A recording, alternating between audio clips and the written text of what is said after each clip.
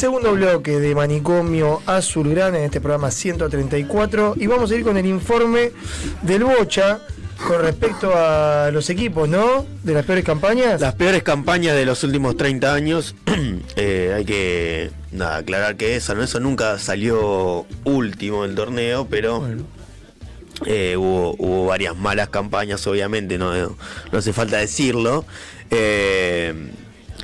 Y una de ellas, repasando por lo menos estos últimos 30 años, que no son los más familiares, por lo menos para nosotros, y tratando de hacer cierta comparación. Espero que no suceda lo mismo, ¿no? Pero en cuanto a lo que es la jerarquía que hoy tenemos en el plantel, que hablábamos en el bloque pasado, esto obviamente es un juego y es polemizar un poco. Todos esperamos que nada de esto ocurra y podamos milagrosamente estar compitiendo al nivel que todos dignamente queremos, claro, dignamente. Vamos ahí con el equipo del Clausura 96, sí, que terminó 19º, eran 20 equipos en esa época, un torneo mucho más difícil que el actual. 16 puntos, 4 ganados, 4 empatados y 11 perdidos, 15 goles a favor y 29 en contra, muchos goles en contra. El último de ese torneo fue Argentino Junior con 13. Sí. Pero miren el equipo que tenía. No, es un equipazo.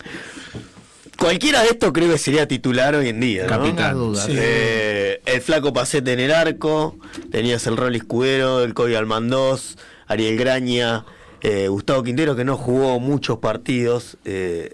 En San Lorenzo incluso creo que no llegó ni a jugar 20 partidos, pero esta es la primera fecha. ¿Cómo sale a jugar el primer partido del torneo del equipo el 10 de marzo del 96? Que termina ganando 3-1 a River, ¿no?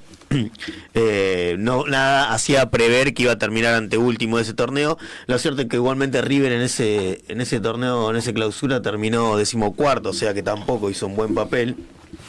El técnico era el Bambino Veira, y bueno, este es el primer 11 que planta el Bambino para ese Clausura 96, donde va a terminar anteúltimo, y obviamente después va a venir una gran renovación, pero quedaban muchos nombres de lo que había sido el campeonato del 95, ¿no? Incluso estaba Silas, que en ese momento no fue titular, estaba el Calzón Ruggeri, estaba el Diablo Monserrat, el Papa Biagio, Conde Galeto, asomaba a Guille Franco ya por esa época, jugando algunos partidos. De hecho, termina jugando el último partido, la fecha 19 ante Central, que San Lorenzo pierde 3-1.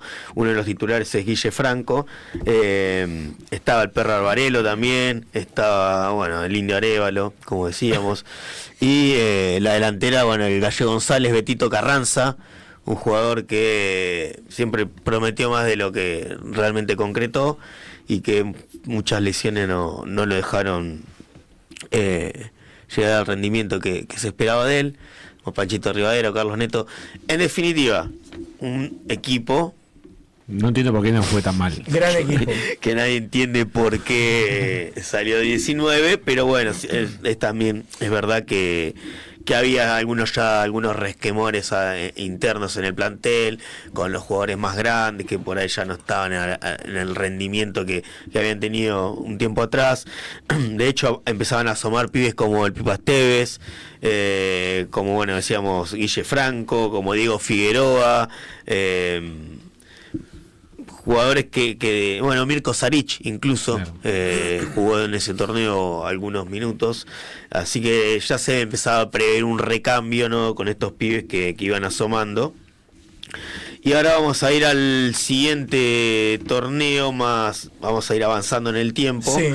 Un torneo que no fue tan malo en cuanto a la posición, pero que terminamos jugando la promoción, ¿no?, por culpa de los promedios, si se quiere, que es el Clausura 2012, del cual todos tenemos recuerdos muy nítidos y que esperamos no volver a repetir. Y este es el equipo que sale a jugar la primera fecha. Claro, si arrancamos. 10 de febrero del... Terrible esa noche. 4-1 con Lanús. 4-1 con Lanús. Justamente se repite el rival y la localía. Esperemos que no sea el mismo resultado. Termina finalmente en la 10ª posición. Champán es Oliver Kahn al lado de Altamirano. Sí. Olvídate. 6 ganados, 7 empatados, 6 perdidos. Perdón, 12º, está mal la placa. Es la posición final de San Lorenzo. Bien. Pero bueno, este era el equipo que paró inicialmente, en ese caso todavía era Leo Madelón el técnico. Después vinieron algunos refuerzos, caso Migliori, caso Buffarini, que terminan siendo titulares y piensa importante. Apareció Kahneman también jugando como lateral izquierdo. Gigliotti estaba en el banco en ese partido, el Pipi Romagnoli, que bueno, tuvo esos destellos de magia cada vez que se lo necesitó. Pero bueno, el equipo titular de ese primer partido ante Lanús fue con Champán, Adrián Martínez, que después tuvo una carrera bastante exitosa en San Lorenzo. No anduvo bien, pero después en Central sobre todo se destacó. Bianchi Arce, Jonathan Botinelli y Boboril. Botinelli hizo todo lo posible por descender. Sí. Pacheco, que era un pibe que la verdad no tenía la memoria, se me había borrado absolutamente. Un pibe que jugó solamente 7 partidos en San Lorenzo. Sí, que bueno, también vemos esto, ¿no? Esta cuestión de son equipos que se nutren de muchos pibes en general, estos que estamos nombrando, que no han tenido buenas actuaciones al final del torneo, ¿no? En este caso, bueno, estaba Bianchi Arce, que si bien no era un pibe, era un jugador ya de las inferiores. Adrián Martínez en ese entonces tenía 21 años. Bueno, decíamos Jonathan Pacheco con 20 años. Después estaba el uruguayo Telechea. Sí. Que me acuerdo un gol en cancha de Boca de Telechea. Es ¿cómo es? Un gol en cancha de Boca. Juan Pablo Álvarez cualquiera. Sí, me parece que sí. Golazo metió. Sí, hace un golazo. Sí, lo único bueno que hizo en San Lorenzo. Pero después, mirá, los dos delanteros, Salgueiro es bueno. Salgueiro y Charlie Wood. Dame los dos. Pero ya. Salgueiro, perdón por tantas puteadas. A Salgueiro, de verdad, puteamos mucho, pero después. Sí, no, era un jugador. El uruguayo siempre rendía. Y bueno, ese es el equipo que sale a jugar. Después, finalmente, la última fecha termina venciendo 3-1 a San Martín de San Juan, con Caruso ya en el banco, y se juega la promoción con Instituto, donde finalmente mantenemos la categoría. Pero era un equipo, un plantel que además tenía Ortigoza, que no estaba ahí tampoco, Ortigoza, Kaniski. Bueno, Kaniski jugó. Claro, Buffarini llega para mitad de campeonato. Claro, Buffarini llega cuando llega Caruso, de hecho lo trae él, que lo conocía. Caruso creo que llega a fechas 7, 8 por ahí. Sí. Debuta en un partido con la Mufa. Con Racing, que empatamos 1-1, gol de Gigliotti. Y el partido anterior había sido con Vélez, ¿se acuerdan? Las puertas cerradas. Sí. Que dicen que le hicieron Sí. Le pusieron los colchones, Madelón. Sí. Migliore también después llega, no sé si no llega al principio del campeonato. Pero ¿tú estabas de antes, Migliore? Estaba lesionado ahí, me parece. Arrancó el campeonato lesionado. Estaba lesionado, estaba lesionado, tenés razón. Estaba lesionado y por eso es que empieza atajando Champán. Cualquiera de los que estamos viendo igual, mejores jugadores. Es titular. Sí. Hay gente a la cual yo le pedía perdón como casi todos. ¿Se acuerdan cómo estaba la cancha la fecha 2 con Estudiantes, después de perder 4-1 con Lanús y todos decían, che, se van a la B? Sí, recuerdo. Ese partido. Es que ese año explotó la cancha, Sí. Bueno, vamos con el último, sí, el más cercano en el tiempo, Superliga 18-19, con Sergio Almirón en el banco, el equipo plagado de colombianos, aunque casi ninguno era titular, claramente. Pero ya con los nombres igual. No. Es un equipo que termina saliendo 23º, 23 de 26 equipos. O sea, fue incluso peor que las campañas que nombrábamos anteriormente. Solo 3 partidos ganados. El equipo que eliminó Huracán por penales. Sí, con el Topo Rentería. Y ese debut 0-0 con Huracán, ¿se acuerdan que es un partido que se había suspendido en 2018? Claro. Lo jugamos en enero. De hecho, este torneo prácticamente no se corta. Echan a Colochini. Claro. No hay receso porque se termina de jugar el 8 de diciembre el último partido, el partido anterior a la fecha 12. Y después se reanuda el 20 de enero, creo ya. Bueno, por eso, porque ese San Lorenzo Huracán se suspende por la final de River y Boca. Porque no había seguridad, lo suspendieron, lo jugamos en enero. Es verdad. Le mandamos un abrazo a Santi Busardi, que está mirando y viendo los jugadores también.